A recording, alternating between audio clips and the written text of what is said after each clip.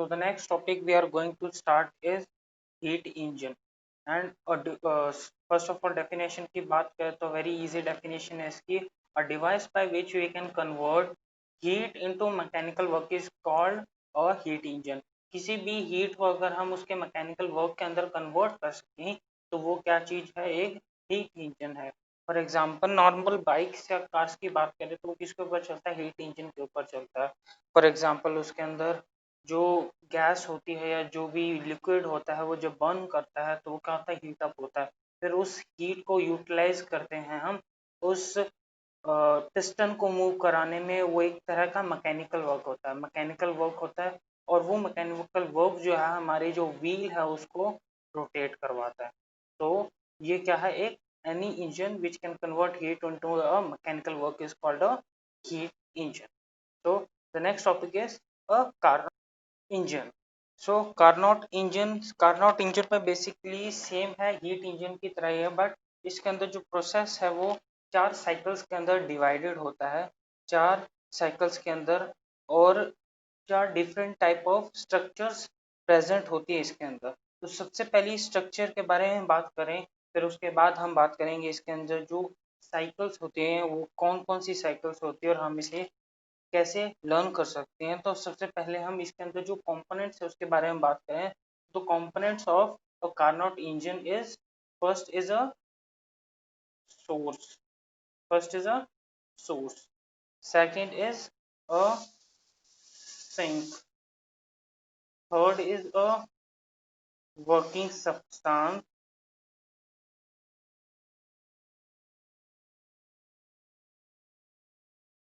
And fourth is stand. Okay, these are the 4 components of a Carnot engine. तो सबसे पहले बात करें अगर हम सोर्स की, तो source it is maintained at a higher temperature. इसे एक बहुत ही हाई टेम्परेचर पे रखा जाता है by which working substance absorbs heat. जो वर्किंग सब्सटेंस है वो अब्सॉर्ब करता है हीट को. तो ये क्या है, एक सोर्स है and it's heat capacity is infinite. ये एक और इम्पोर्टेंट पॉइंट है सोर्स के बारे में. Next point is for sink. It is also maintained at a lower temperature. इसके किस पे, लोअर टेम्परेचर पे मेंटेन किया जाता है. और इसकी भी जो हीट कैपेसिटी है, जो सिंक की हीट कैपेसिटी है वो भी क्या है, इनफाइनाइट है.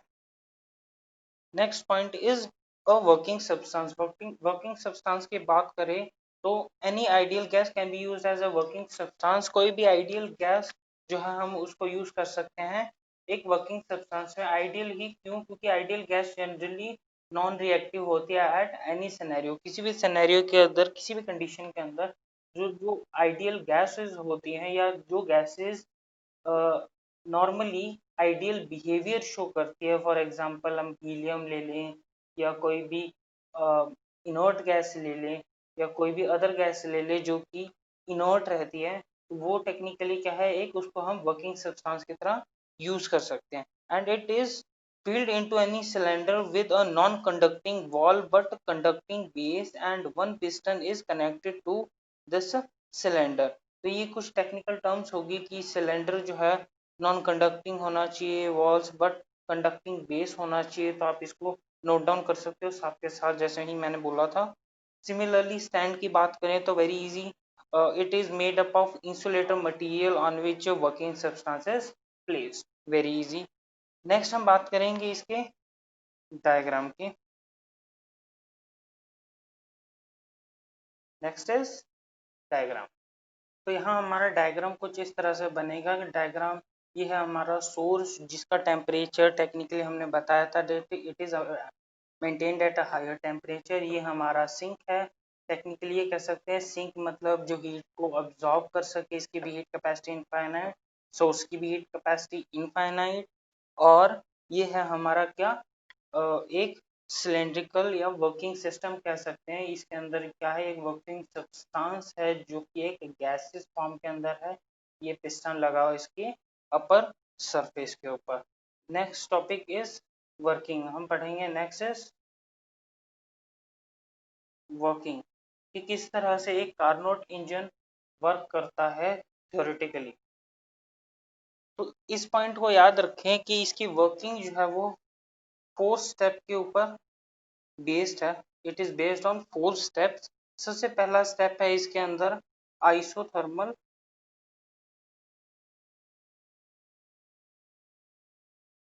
expansion. Second is adiabatic expansion.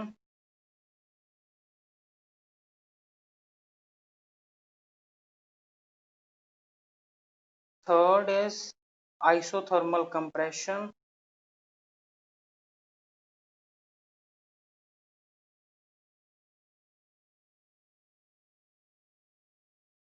And the fourth is adiabatic compression.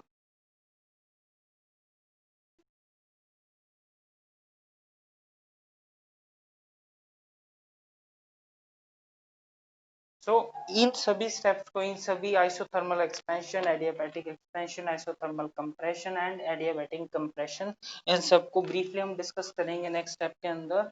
सबसे पहले हम करेंगे आइसोथर्मल एक्सपेंशन। सो इसके अंदर काफी ज्यादा थ्योरेटिकल पार्ट है, तो I am gonna repeat, I am gonna debate it. So आप लोग नोट कर लें अगर आपको नोट करना है, then I will explain all of it. Okay, so in this process system, working substance is placed on a source due to work done by molecule. Temperature of working substance is decreased for isothermal expansion. Some amount of heat Q1 is absorbed by the working substance from the source. So in this isothermal expansion, इसकी elaboration की बात आए तो isothermal expansion के अंदर technically होता क्या है कि हम एक सिस्टम को किसी सोर्स के ऊपर रख देते हैं। कोई सोर्स है, ये सोर्स है एक, this is a source, this will apply heat to the working substance or working system। ये कोई वर्किंग सिस्टम रखा हुआ है, इसके ऊपर एक पिस्टन लगा देते हैं हम, तो ये एक वर्किंग सिस्टम है, इसके ऊपर रखा हुआ है। तो ये सोर्स क्या करेगा, इस वर्किंग सब्सटेंस को हीट देगा। हीट देगा तो इसका क्या होगा, इसके अंदर जो मॉलिक्यूल्स होंगे वो वाइब्रेट करेंगे, जिसकी वजह से वर्किंग सब्सटेंस का जो टेम्परेचर है वो इंक्रीज होगा। पर हमने इसके ऊपर क्या कंडीशन लगा रखी है, आइसोथर्मल एक्सपेंशन की कंडीशन लगाई। आइसोथर्मल मतलब हमें ये जो सब्सटेंस है, वर्किंग सब्सटेंस, इसका जो टेम्परेचर है इसको कांस्टेंट रखना है, इसको इंक्रीज नहीं होने देना है। इसको क्या रखना है, कांस्टेंट रखना है। तो उसको कांस्टेंट बनाए रखने के लिए हम क्या करेंगे, ये जो पिस्टन होगा ये अपनी पोजीशन से कुछ ऊपर की तरफ शिफ्ट होता जाएगा, जिससे मॉलिक्यूल्स जो है वो एक्सपैंड होंगे और उनके बीच में जो कोलिजन्स है वो डिक्रीज होंगे, जिसकी वजह से उसका टेम्परेचर जो है वो डिक्रीज होगा। तो इस तरह से क्या होगा, आइसोथर्मल एक्सपेंशन की कंडीशन फुलफिल होगी कि आइसोथर्मल टेम्परेचर भी कांस्टेंट हो गया। टेम्परेचर कांस्टेंट कैसे हुआ, एक्सपेंशन से टेम्परेचर कांस्टेंट हुआ। एक्सपेंशन से क्या हुआ, मॉलिक्यूल्स की वाइब्रेशंस जो है वो जो बहुत रिस्ट्रिक्टेड थी वो अब क्या होगी, कम रिस्ट्रिक्टेड होगी, उनको स्पेस ज़्यादा मिली, जिसकी वजह से कम कोलिजन हुए, जिसकी वजह से काइनेटिक एनर्जी डिक्रीज हुई। काइनेटिक एनर्जी डिक्रीज होगी तो उसका टेम्परेचर क्या होगा, धीरे धीरे सेटल डाउन होगा और डिक्रीज होगा। तो ये क्या था, आइसोथर्मल एक्सपेंशन। फर्दर इसकी डेरिवेशन या इसकी फर्दर कंटेंट में जाने से पहले हम सबसे पहले इसके डायग्राम जो है उसको, इसका जो ग्राफ है उसको प्लॉट कर लेते हैं। इसको, इसके ग्राफ को हम कुछ इस तरह प्लॉट करेंगे कि एक P1 comma V1 comma T1 state थी, ठीक है। तो इस स्टेट से ये एक डिफरेंट स्टेट में आया, ठीक है, किसी प्रोसेस के थ्रू। वो पहला प्रोसेस क्या था, आइसोथर्मल एक्सपेंशन था। आइसोथर्मल एक्सपेंशन मतलब फाइनल जो वॉल्यूम है वो इंक्रीज होगा, तो यहाँ तक आएगा। अगर डिक्रीज होता तो ये पीछे की तरफ जाता, पर एक्सपेंशन है और फाइनल वॉल्यूम इंक्रीज होगा तो ये क्या आएगा, ऐसे आएगा। और आइसोथर्मल है मीन्स टेम्परेचर T1 जो है वो चेंज नहीं होगा। तो इसका कुछ इस पॉइंट पे इसका जो प्रेशर होगा कुछ P2 होगा, इसका जो वॉल्यूम होगा कुछ V2 होगा, और इसका टेम्परेचर क्या होगा, T1 होगा। तो ये इधर तक का ग्राफ हुआ। नेक्स्ट प्रोसेस क्या बोल रहा है वो, adiabatic expansion. Again expansion, expansion मतलब अगर कंप्रेशन होता तो फाइनल वॉल्यूम डिक्रीज होता तो ग्राफ इधर जाता, फिर से एक्सपेंशन बोला है तो इसका ग्राफ कुछ इस तरह से जाना चाहिए, कुछ फाइनल स्टेज में कुछ ऐसी पोजीशन पे जाना चाहिए जिससे वॉल्यूम जो है वो इंक्रीज हो जाए। तो फाइनल स्टेज में अब एडियाबैटिक एक्सपेंशन के अंदर टेम्परेचर के कांस्टेंट होने ना होने का कोई मतलब नहीं है। तो इधर कुछ प्रेशर P3 है, वॉल्यूम V3 है और टेम्परेचर है T2। Okay, so next process is isothermal compression. Again constant temperature आ गए, तो T2 टेम्परेचर था, तो दोबारा किसी और स्टेज पे जाएगा तो उस स्टेज पे उसका टेम्परेचर क्या होगा, T2 होगा। और क्या है, कंप्रेशन है, तो इसका जो फाइनल वॉल्यूम होगा वो क्या होगा, डिक्रीज होगा। तो यहाँ से फाइनल वॉल्यूम कुछ इस तरह से हम इसको डिक्रीज कर देते हैं। फाइनल वॉल्यूम ये कुछ इस स्टेज पे आ गया, यहाँ हमने कह दिया इसका कुछ P4, volume V4, comma temperature T2। T2 क्यों, क्योंकि आइसोथर्मल कंप्रेशन है। Next is adiabatic compression. Adiabatic compression के बाद फाइनली जो ग्राफ है अगेन वो इनिशियल स्टेट पे आ चुका है। ओके, तो ये क्या है, हमारा ग्राफ हो गया कार्नोट इंजन का। नेक्स्ट हम इसकी जो डेरिवेशन स्टफ है उसके ऊपर जाते हैं, जिसके अंदर हम टेक्निकली निकालेंगे क्या, कि हमने इस पूरे प्रोसेस के अंदर from going from isothermal expansion to doing isothermal expansion, फिर उसके बाद इस स्टेज पे आए, then coming to this stage, then coming to this stage, again going to this stage. इस स्टेज पे वापस पहुंचने के बाद हमने इस सिस्टम के अंदर कितना वर्क करा, वो टोटल वर्क हम इस कार्नोट इंजन के अंदर निकालेंगे। Okay, so next, so now हम वर्क निकालेंगे फॉर आइसोथर्मल एक्सपेंशन। और अगर आपको याद होगा हमने आइसोथर्मल एक्सपेंशन के केस के अंदर हमने वर्क का एक फॉर्मूला डिराइव करा था जो कि था W is equals to RT log E V2 by V1, कुछ इस तरह का हमने फॉर्मूला डिराइव करा था, अगर आपको याद हो तो, नहीं तो आप प्रीवियस वीडियो चेकआउट कर सकते हो। सो दिस इज द फॉर्मूला, और हमें ग्राफ के अकॉर्डिंग पता है दैट जो फाइनल वॉल्यूम है वो क्या है, V2 है, और टेम्परेचर T1 जो है वो कांस्टेंट रह रहा है। ग्राफ में चेकआउट करें तो यहाँ work is equals to finally क्या है, W1 इसको नाम दे देते हैं, टेम्परेचर T1 था और वो चेंज नहीं हुआ पूरे प्रोसेस में, log E final volume is V2 and initial volume was V1. This is equals to W1 for isothermal expansion. Okay, so next is adiabatic expansion. अब adiabatic expansion, adiabatic second point is इसी के अंदर आ जाएगा हमारा adiabatic expansion. So adiabatic expansion में देखें, हमको याद है ग्राफ कैसा था, कुछ ऐसा था, कुछ इस तरह का ग्राफ था हमारा। और लेट्स मेक अगेन, थोड़ा सा गड़बड़ हो गया, like this, like this, like this and like this, ये 4 पॉइंट्स निकल के आए थे। ये है P1, V1, T1, P2, V2, T1, P3, V3, T2, P4, V4, P2,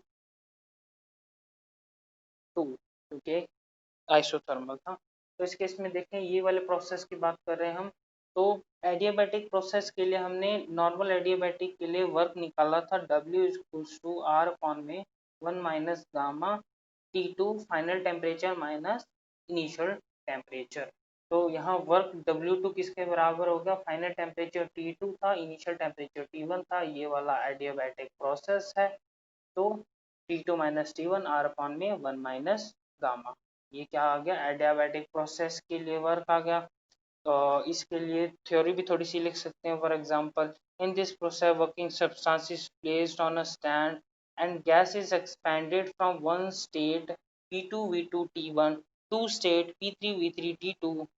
So work done in adiabatic process is equals to this quantity. Okay. Now next is third point, isothermal compression.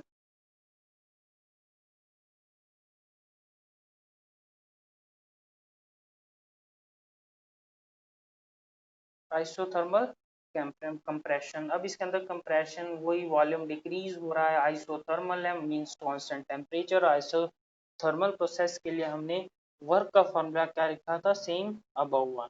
तो W इसको 3 बोल देते हैं, R upon R final इसका जो temperature है यहाँ पर क्या है T2 है, तो R T2 लॉग, इधर वॉल्यूम कितना है, ये जो फाइनल वॉल्यूम है ये है V4 log base E V4 by V3। Okay, सो ये क्या आ गया हमारा isothermal compression. Okay, so now एक और चीज इसमें ध्यान रखें, जो आइसोथर्मल कंप्रेशन है क्योंकि फाइनल वॉल्यूम इसका डिक्रीज हो रहा है, देखें इधर इनिशियल वॉल्यूम क्या है ज़्यादा है और फाइनल वॉल्यूम डिक्रीज हो रहा है, V4/V3 जब करेंगे तो जब लॉग कैलकुलेट करेंगे तो ये ओवरऑल क्वांटिटी क्या आएगी, टेक्निकली ये नहीं, ये ओवरऑल क्वांटिटी जो आएगी ये फाइनल क्वांटिटी जो है वो नेगेटिव आएगी। तो ये जब टोटल करेंगे तो ये नेगेटिव क्वांटिटी सब में से माइनस होगा।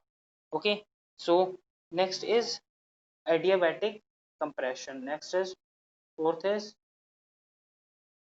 Adiabatic compression।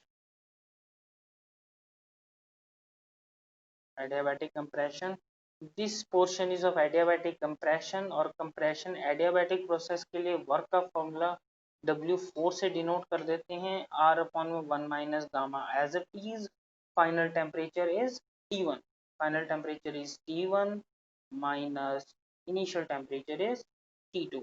तो ये W4 आ गया हमारे पास वर्क का फॉर्मूला फॉर एडियाबैटिक कंप्रेशन। इस एडियाबैटिक कंप्रेशन के अंदर हम थोड़ी बहुत थ्योरी भी लिख सकते हैं, जो कि मैं डिक्टेट कर देता हूँ। In this process system is placed on stand and some work is done on the system, let gas is compressed from state P4 V4 T2 to P1 V1 T1।